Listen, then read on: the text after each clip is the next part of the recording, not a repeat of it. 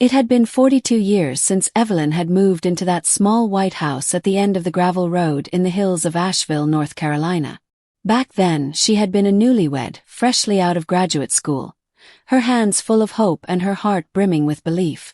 That house was meant to be temporary, something small while she and Robert figured out life together. But then life happened. Babies came, jobs shifted, and the temporary became permanent, as most things in life tend to do.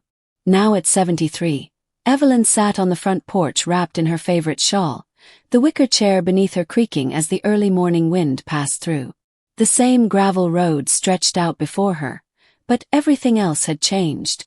Robert had passed 9 years ago from a heart condition they hadn't seen coming, and her children, all three, had moved to different parts of the country. She had become accustomed to the silence, but that didn't mean she liked it. It just meant she had learned how to fill it, with books, puzzles, reruns of old films, and the occasional birdwatching journal entry.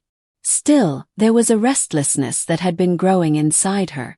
It started a year ago, when her daughter had asked if she'd ever consider selling the house and moving closer to them. Evelyn had smiled and said she'd think about it, but deep down, something clenched in her. She couldn't leave, not just because of the memories, but because of something she had never spoken about. Not to her children, not even to Robert. Something that had happened one late September evening nearly 3 decades ago. It was the night the storm had taken the power out. She remembered every detail. How the lights had flickered 3 times before giving up entirely. How the wind had howled so fiercely it had rattled the windows like angry hands trying to get in. Robert had been away on a work trip. The children were already grown and living in other states. She was alone. Or at least she thought she was. She had gone to bed early, trying to read by candlelight until the flickering became unbearable. Around midnight the sound had come. Not thunder. Not wind. A soft creak from the hallway. She had frozen in her bed. Then came footsteps. Low. Careful. Not the wind. Not an animal. Presence. She remembered holding her breath, afraid to call out, afraid to move. And then, nothing. The sound vanished. No open doors. No broken windows. Just silence. She didn't sleep the rest of the night. In the morning, everything looked untouched. But one thing had changed. Her locket, the one Robert had gifted her on their 10th anniversary, was no longer on the nightstand. Days later, she found it under the floorboard beneath her bed. She hadn't dropped it. She was sure of that. But who would believe her? Over the years, she had chalked it up to exhaustion or perhaps a vivid dream. But she never spoke of it. Till now. That morning, Evelyn made a decision.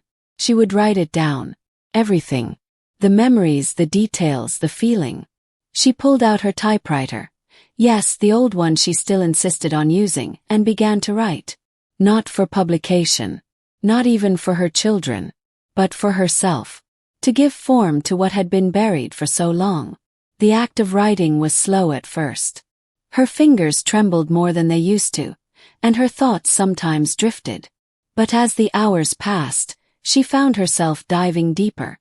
She wrote about Robert, about the long walks they used to take, about the times they danced in the kitchen without music. She wrote about her children, their childhood laughter, their scraped knees and stubborn streaks. And then she wrote about that night. She wrote until dusk. And when she finally stood up and stretched her back, she realized the silence in the house felt different. It wasn't as heavy. It wasn't as hollow. It was peaceful. That night, Evelyn slept with the window cracked open and the candle beside her unlit. For the first time in years, she welcomed the dark. In the days that followed, she mailed the manuscript to herself in a sealed envelope. She didn't plan to open it. But it was there, a truth preserved. Maybe one day one of her grandchildren would find it. Maybe not. It didn't matter. What mattered was that she had finally told her story. And for Evelyn that was enough.